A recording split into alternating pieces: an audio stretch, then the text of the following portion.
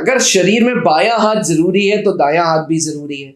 अगर service entry में ACC जरूरी है तो भाई एससी और पीसीएसएल को कैसे पीछे छोड़ सकते हैं। और जरा हमारे एस्पिरेंट्स इसी बात से नाराज हो गए।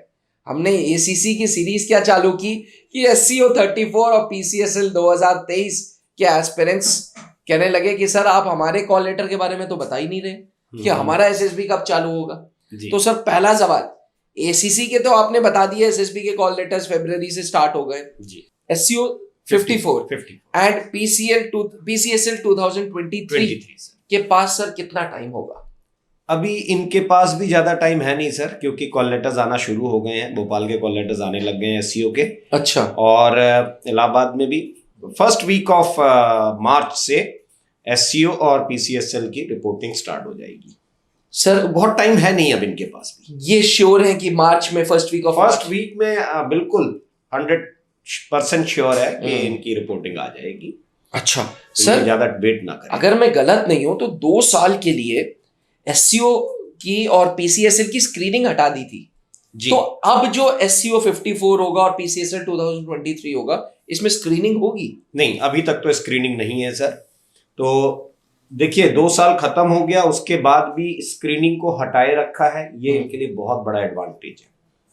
यानी कि अब छटनी स्टेज 1 पे तो हो ही नहीं, सीधे डे 0 साइकोलॉजिकल टेस्ट होगा सर। जी हाँ, ये जैसे पहले होती थी एसएसबी, उसी तरीके से एसएसबी देंगे। अच्छा। तो स्क्रीनिंग के बगैर, तो इनके लिए बहुत बड़ा एडवांटेज है। तो सर जब स्क्रीनिंग हट गई है तब भी रिजल्ट्स क्यों नहीं आ रहे एससीओ पीसीएसएल में? मतलब जो एक्सपेक्टेड है रिजल्ट्स वो क्यों नहीं आ रहे? क्या हिंड्रेंस है इनके एसएसबी में? क्या प्रॉब्लमैटिक चीज है जो एससीओ, आपने पिछली वीडियो में चैलेंजेस इन एसीसी एंट्री बताया था जी कि एसीसी एस्पिरेंट्स को एसएसबी में क्या चैलेंज होता है। अगर मैं आपसे एक लाइन में पूछूं, एससीओ और पीसीएसएल, चलिए कोर्स हटा दीजिए, एससीओ 54 की बात नहीं कर रहे, पीसीएसएल 2023 की बात नहीं कर रहे, बाय एंड लार्ज एससीओ और पीसीएसएल एंट्री में एसएसबी इंटरव्यू में क्या चैलेंज है? सर इनके लिए बड़ा एडवांटेज होता है, ये जीटीओ में अच्छा कर ले जाते हैं। जीटीओ इनके लिए समस्या नहीं बनती है। अच्छा। इसके 2 रीजन मैं बताऊं आपको जी। एक तो ये इतना साल फौज में समय गुजार चुके हैं जी कि इनका ग्रुप बिहेवियर ऑलमोस्ट ठीक होता है। अच्छा। जिसका ग्रुप बिहेवियर ठीक नहीं है उसके नाम तो सीओ साहब रिकमेंड ही नहीं करेंगे रेजिमेंट से। अच्छा। तो बिहेवियर वाइज ग्रुप के अंदर वो ठीक रहते हैं। एक ये बड़ा एडवांटेज होता है इनके पास।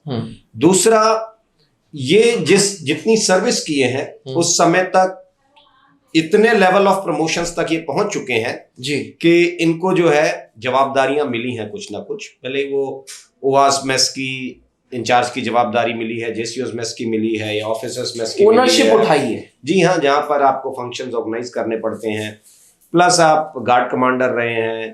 तो ऐसी चीजें जब आप कर रहे हैं तो आपकी प्लानिंग जो है वो ठीक है, तो वहां पर भी इनको दिक्कत नहीं आती है। तो ऑलमोस्ट ये जीटीओ में ठीक रहती है। तो फिर चैलेंज क्या है, इंटरव्यू या psychology? Psychology I believe is the major hurdle for them. अच्छा। साइकोलॉजिकली ये लोग उतना अच्छा परफॉर्म नहीं कर पाते हैं क्योंकि विजन काफी हद तक इनका ब्लॉक हो चुका होता है। अच्छा। तो इमेजिनेशंस इनकी वैसी रह नहीं जाती हैं जैसा ये कर सकते हैं, क्योंकि इतने साल से अगर इन्होंने लोगों के साथ रह करके और ये सब चीजें जब की हैं, भाई जवाबदारियां मिली हैं वो अच्छी बात है, मगर एक जो डिसएडवांटेज इनके पीछे हो जाता है कि ये आदेश भर का पालन करने लग जाते हैं, तो ये फिर आगे इमेजिन नहीं करते हैं। तो वो एक थोड़ा सा प्रॉब्लम इनके लिए बनी रहती है। तो स्टोरी राइटिंग खास करके मैं कहूँगा कि एससीओ या पीसीएसएल एंट्री की उसमें थोड़ा इम्प्रूवमेंट जरूर करें आप लोग। और ये तय बात है कि जिसकी स्टोरी अच्छी नहीं है उन कैंडिडेट्स के रिकमेंड होने के चांसेस ना के बराबर रहते हैं। सर इधर एक सवाल पूछना बनता है जी, आपके एसएसबी क्लासेस में, ऑफलाइन क्लासेस में जो कर्नल पंकज मेहरोत्रा सर लेते हैं और आप लेते हैं, जिनको नहीं पता मैं बता दूं, कर्नल पंकज मेहरोत्रा सर खुद सर्विसेज सिलेक्शन बोर्ड में डिप्टी प्रेसिडेंट थे, एक्स इंटरव्यूइंग ऑफिसर थे, and veteran captain SK sir GTO expert हैं और साथ में साइकोलॉजी का पार्ट भी देखते हैं। तो सर आप ये एससी और पीसीएसएल कैंडिडेट्स को कैसे स्टोरी राइटिंग कराते हो? मान लो मैं आया और मेरे अंदर इतने आदेश पालन करने के बाद मेरी खुद का दिमाग जो है वो थॉट प्रोसेस काम करना बंद कर गया। थॉट्स हैं इनके पास, इमेजिनेशन में कन्वर्ट नहीं कर पा रहे हैं, मतलब कहानी फ्रेम नहीं कर पा रहे। मतलब वही समझ लो, मैं कहानी नहीं लिख पाया। आप क्या कर रहे हो मेरे लिए? मतलब मेरे लिए, मतलब एससीओ पीसीएसएल। पहले तो उस इंडिविजुअल से इतनी बात करनी पड़ती है। और देखिए, मैं आपको बताऊं कि जो ऑनलाइन क्लास में जुड़े हुए हैं बहुत सारे कैंडिडेट्स हैं, मेरे ख्याल से सबसे ज्यादा कैंडिडेट्स जुड़े हुए हैं अभी ऑनलाइन में जी। तो उन सबको मालूम है, जिसका मैसेज आता है मेरे पास मैं उनको कॉल करता हूं, यहाँ से जाकर के क्लास कभी कभी 10:30 बजे 11 बजे तक मैं उनको, जिसके पास जैसी सहूलियत होती है या जैसा मेरा समय है, मैं उनसे बात करता रहता हूँ और समझाता हूँ कि ऐसी ऐसे नहीं है। पहली चीज इसमें क्या जरूरी है कि उसकी कहानी सुनो। लोग अपनी कहानी थोप देते हैं कि भाई ठीक है, मैं फोर्स कर रहा हूं कि मैंने कहा कि अच्छा ये पिक्चर थी, इसमें ऐसी कहानी लिख दो। ये तो एक तरीका हो गया समझाने का, ये तो फिर उसका आइडिया कहाँ रह गया? एक कहानी समझाने से सिलेक्शन नहीं आएगा सर। ओके। तो पहले उसका विचार सुनना पड़ता है कि आप कहना क्या चाहते हैं। वो कहता है कि नहीं जी, मेरा विचार ही स्तर से नीचे है, तो उसको फिर 2-3 विचार और बताने पड़ते हैं कि क्या ऐसा भी हो सकता था, क्या ऐसा भी हो सकता था, क्या ऐसा भी कुछ हो सकता है, अब इसमें से कौन सा तुम करना चाहते हो। अच्छा, अब किसी के पास कहानी अगर फ्रेम है, आइडिया अच्छा है, इमेजिन नहीं कर पाया, तो उसको इलेबोरेट कैसे करना उस आइडिया को, वो भी बता दें कि अच्छा ये काम जब करते हो तो इसमें जरूरी क्या था, कैसे करना चाहिए था, क्या एफर्ट्स लगाने चाहिए थे, क्यों नहीं लगाए इसके अंदर। तो उसको रियलाइज कराते हैं कि भाई आप जो है, अगर आपके पास what led to the situation, अगर रीजन क्लियर नहीं है जी, what are the efforts made by you, what are the resources used by you and what was the final outcome of this story. इसमें आपकी प्रेस ऑफ नीड क्या जा रही है, कि अगर आप जरूरत तो दिखा रहे हो कहानी में, मगर वो जरूरत क्यों दिख रही है उसका भी एहसास अगर इन डिटेल उससे बात करेंगे आप, उसको खुद रियलाइज हो जाएगा और वो फिर आगे गलतियां खुद पे खुद कम कर देगा। अच्छा, तो ये तरीका है आपका एससीओ एंड पीसीएसएल कैंडिडेट से डील करने का। बिल्कुल सर, इस पूरे प्रोसेस के लिए 21 दिन की एसएसबी काफी है? नहीं, बाकी तो अभी ऑनलाइन के लिए जुड़े हुए हैं, बट अब देखिए क्या है कि अब इनके पास समय है नहीं जी। First week of March, specially I am talking about SCO 54 2023 PCSL. अगर आप अपनी लाइफ में ट्रांसफॉर्मेशन चाहते हैं, एप्लीकेशन फॉरवर्ड हो जाने से कमीशन नहीं मिल जाती है, उसके लिए आपने खुद ने क्या एफर्ट लगाया है वो बहुत मायने रखता है। और मुझे लगता है कि इतना समय आपके पास आज की डेट में है कि आप छुट्टी लेकर के ऑफलाइन क्लास में आ सकते हैं। अभी आप फिर वही चीज में रह जाएंगे कि हम नहीं आ पा रहे हैं, ऐसा नहीं हो पा रहा है। अब तो मुझे ऐसा लगता है कि जिन्होंने ऑनलाइन क्लास ज्वाइन करना था वो ऑनलाइन ज्वाइन कर चुके हैं जी, ठीक है। रादर मेरे पास 54, 55, 56 तक के स्टूडेंट्स अभी भी जुड़े हुए हैं एससीओ में, और वो अभी से तैयारी शुरू कर रहे हैं।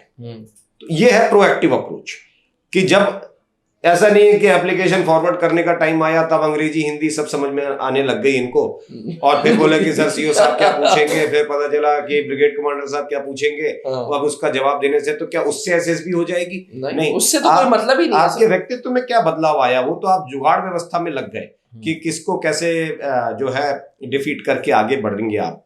तो डिफीट करना पर्पज नहीं है एसएसबी का, खुद के व्यक्तित्व में सुधार लाना है, तो थोड़ा सा अपने कंफर्ट जोन से बाहर निकलना पड़ेगा।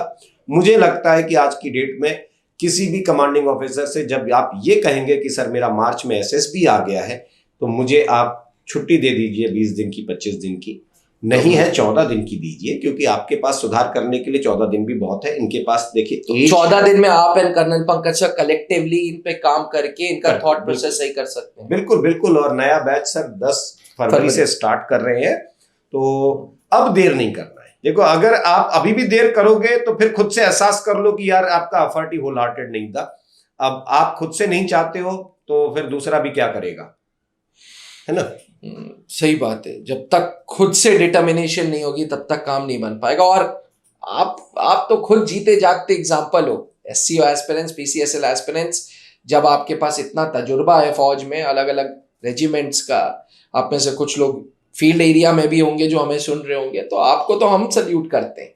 बस समय निकालिए अपने ऊपर काम करने का, आपने देश को बहुत दिया है। गुजारिश है कि अगर आप एससीओ 54 एंड पीसीएसएल 2023 के एस्पिरेंट हैं तो छुट्टी लीजिए और 14 दिन ओब्लिक 21 दिन के लिए त्रिशूल डिफेंस एकेडमी ज्वाइन करिए और अपने अंदर सुधार पाइए। सही ट्रेनिंग, सही एसेसर्स के गाइडेंस में ही ये मिलती है।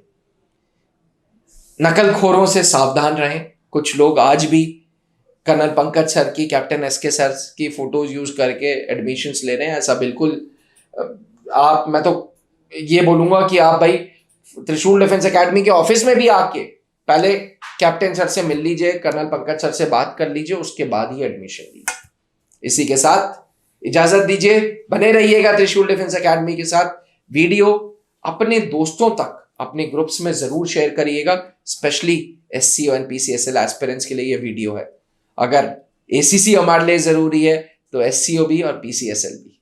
थैंक यू, जय हिंद। अब डिफेंस एग्जाम क्रैक करना हुआ और भी आसान, त्रिशूल डिफेंस एकेडमी लेकर आए हैं बिल्कुल ही एडवांस लर्निंग ऐप। तो आज ही ज्वाइन करें और स्टार्ट करें अपनी ऑनलाइन क्लासेस।